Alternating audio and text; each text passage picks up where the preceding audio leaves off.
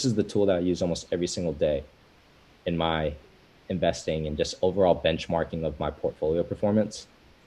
And this is a tool called Masari.io. What Masari allows you to do is see live data feeds, whether you wanted to understand to look at stable coins, DeFi, Web3 projects, any project you're looking at, essentially, you can get a more deep dive and researched breakdown.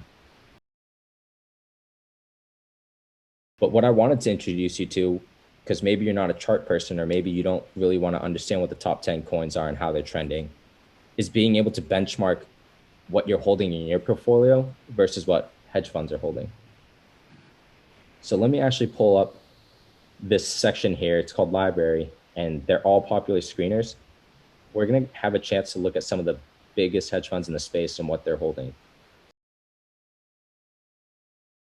The time Masari edited this portfolio for Pantera Capital was April 21st. So as of April 21st, here are all the projects that are being held by Pantera Capital. Here's how I like to leverage their portfolio holdings to my advantage. Not only do I look at how they're performing and what they're holding, I like to sort their projects by market cap to look at their low valued tokens, see if there's any tokens here that haven't been introduced yet, and try to educate myself on why this company or this hedge fund may be buying this project. So you can see that this company invested into a project called API3. API3 is now a $53 million project, but when you look at the other projects they're holding, 53 million is only a fraction of the value. So they must be investing in it for a reason. So upon further analysis, you can see that API3 is up 100% year to date, which isn't huge compared to these other projects. It gives you the opportunity to click on this project, go to their website, and see how they deviate themselves from other projects and why one of the leading hedge funds might be invested in them. Coinbase, for example.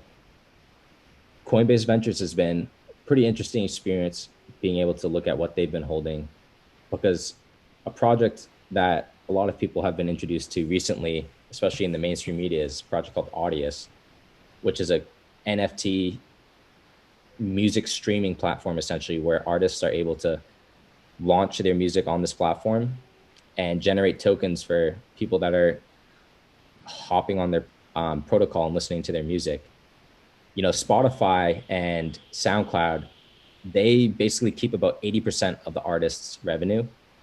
What Audius looks to do here is give the power back to the user, where you're getting that 80% and not the company you're signed to. So it's a really interesting way for how they're raising money and decentralizing the whole monopoly of the music industry.